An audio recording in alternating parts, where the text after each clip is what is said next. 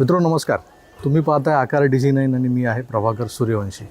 आज गोव्यात नार्वेमध्ये आलो आहे मी. नॉर्वे नाही, नार्वे. नार्वे नावाचं ही एक गाव, एक शहर आपल्या महाराष्ट्रात आहे. हे फारसं लोकांना माहिती आहे की नाही कल्पना नाही, पण मुंबईत किंवा महाराष्ट्रात ज्यांना राजकारणात रुची आहे त्यामुळे मिलिंद नार्वेकर यांच्या नावामुळे हे नार्वेगाव कदाचित लोकांना माहिती असावं. पण मी आज एका वेगळ्या कारणासाठी आलो. आपण नेहमी राजकारण करतो. मी आज जरा राजकारण सोडून राजकारणाव्यतिरिक्त काहीतरी बोलायचं आहे म्हणून आलो आहे. या नार्वे गावामध्ये एक ऐतिहासिक मंदिर आहे.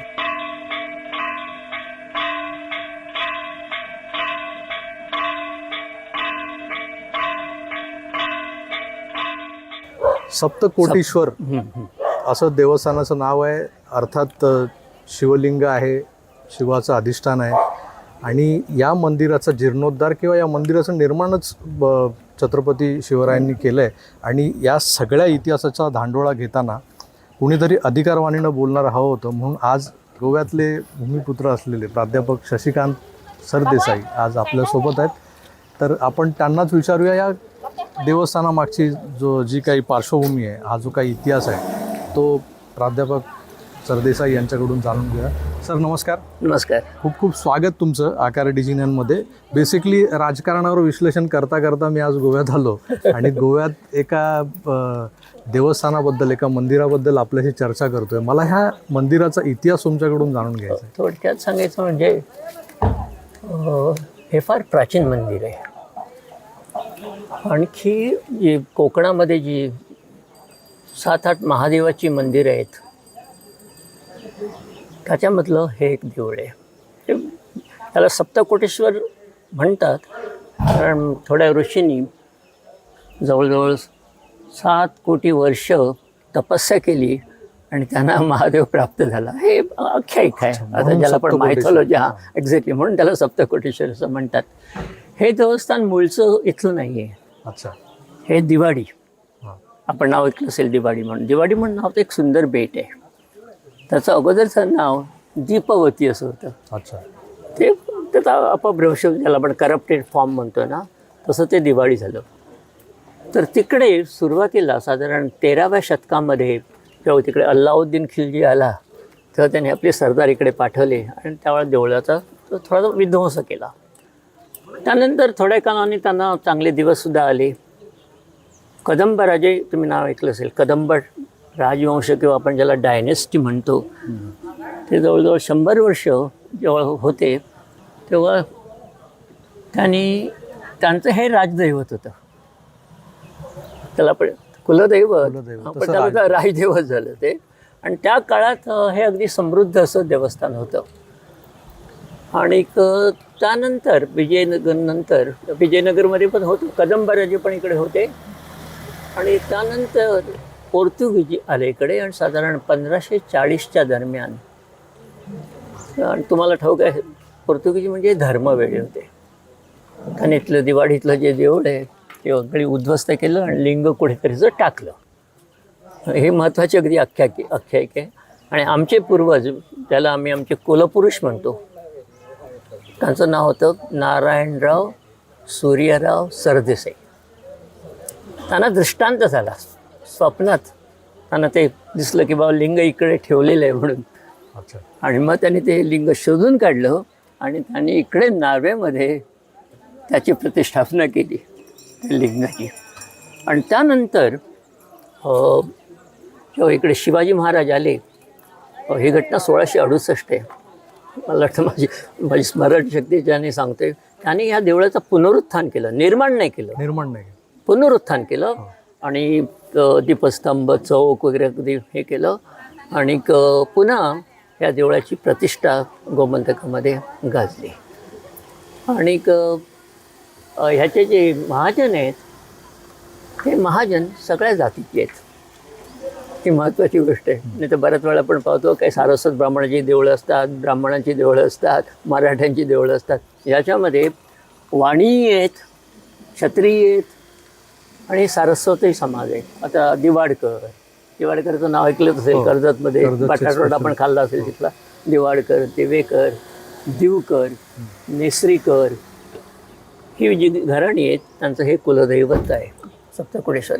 आणि एक गोष्ट तुम्हाला सांगावीशी वाटते जी महत्त्वाची आहे, म्हणजे अगोदरचे मंत्री होते ते, त्यांचं नाव विजय सरदेसाई, आमच्याच फॅमिलीतले. अच्छा. आणि सध्या ते ऑपोजिशनमध्ये आहेत. आणि अगदी काय म्हणतात धाडाडीचे असे ते सध्या काम करत आहेत, अगदी विरोधी पक्षाचे नेतेच म्हणायला हरकत नाही. आणि त्यांनी पुढाकार घेऊन, हे अगोदर जे होताना जरा जीर्णावस्थेत गेलं होतं, त्याने इनिशिएटिव्ह घेऊन साधारण 7-8 कोटी त्यावेळेचं सरकारात असल्यामुळे ते शक्य झालं. आणि हे देऊळ त्यांनी त्याचा आत्मा तोच ठेवून त्याला असा वेगळा असा आकार दिला. तुम्ही पाहिलं असेल देऊळ हे, त्याच्यामधलं बघा ते जे हे आहेत काय म्हणतात तुम्ही त्याला, जे कारागिरी आहे ना ती पाहण्यासारखी. आणि त्यामुळे हे आम्ही एक सुंदर देऊळ पाहू शकतो. अगोदर देऊळ होतं पण असं नेत्रदीपक नव्हतं ते देऊळ. आम्हाला सगळ्यांनाच आनंद झाला हे देऊळ बघून. आणि आता आणखी खूपशी कामं आहेत ती हळूहळू होणार आहेत. या गर्भगृहाच्या वर मागे जी अखंड शिळा आहे ते म्हणतात तिकडे काहीतरी गुप्त बैठका व्हायच्या आणि इतका काहीतरी म्हणे एक भुयार आहे असं खूप जणांचं मत आहे. ते भुयार दुसरीकडे असं कुठेतरी जातं तिथे लांब ठिकाणी इथनं सुरू होऊन ते, म्हणजे खूप जणांनी अगोदरच्या लोकांनी मला सांगितलं इकडे एक भुयार आहे म्हणून. पण आता मला वाटतं ते बंद केलं असणार त्यांनी ते. पण तिकडे गुप्त बैठका व्हायच्या. तुम्ही पाठी केलं असेल ना, पाठून ते पाहिलं असे त्या शिळेतून काही जिने दाखवत. बरोबर आहे. तिथे छत्रपतींचं अष्टप्रधान मंडळ बसून खलबत करायचे हे काय मला माहीत नाही, परंतु काय म्हणजे कुठल्या तरी उद्देशाने ते निश्चित बांधलं असणार त्यावेळा. आणि त्यावेळा तसंच कम्युनिकेशन तसंच व्हायचं ना, भुयारातर्फे वगैरे असं व्हायचं. आणि नंतर पोर्तुगीजांनी नंतर काय तर मोठासा त्रास दिला नाही त्यानंतर, कारण हे जे होतं त्यावेळा त्यांच्या राज्याच्या बाहेर होतं. हे कुठे येतं, डिसोली तालुक्यात होतं. आणि पोर्तुगीजांचं राज्य जास्त कुठे होतं, कोस्टल एरियामध्ये होतं. आलं लक्षात तुमच्या? एक्झॅक्टली इंटेरियर आहे. इव्हन शिवाजी महाराजांचा प्लॅन होता त्यांच्यावर स्वारी करण्याचा, पण मला वाटतं काही तो सफल झाला नाही, कारण पोर्तुगीजांकडे आरमार चांगलं होतं अगदी.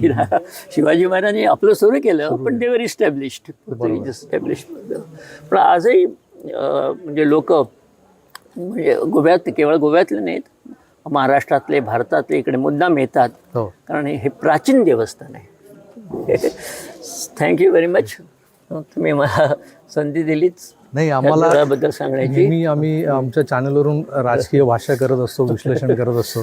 आज नेमका श्रावणातला सोमवार आहे आणि शिवाच्या आराधनेसाठी आम्ही पोहोचलो. आणि या मंदिराचं जे काही पावित्र्य आहे, महात्म्य आहे, ते तुमच्याकडून ऐकायला मिळालं. यासारखी दुसरी मोठी गोष्ट मला सुवर्ण संधी दिली लोकांपर्यंत पोहोचण्याची, त्याबद्दल तुमचे आभार मानतो. आणि तुमच्या चॅनलला माझ्या शुभकामना अर्पण करतो. थँक्यू. मित्र, श्रावणी सोमवारचा हा जो काही एक सुवर्ण कांचन योग साधला गेला आमच्याकडून, आणि आपण एक गोव्यातल्या धार्मिक स्थळी पोहोचलो, त्याची माहितीही जाणून घेतली. मला वाटतं या संदर्भात अजून काही गोष्टी आहेत, त्याच्या मागे एक इतिहास आहे जो कुठेतरी दडला आहे. तो शोधण्याचं काम लवकरच एका वेगळ्या एपिसोडमधून मी करणार आहे. त्यासाठी माझ्यासोबत प्रकाश महाजन काका असतील आमचे, जे इतिहासावर बोलतात नेहमी. तर त्याही एपिसोडची आपण वाट पाहूया. तुर्तास इथेच थांबतो. पुन्हा भेटूच. तोवर आपली काळजी घ्या आणि पाहत राहा आकार DG9. धन्यवाद. नमस्कार.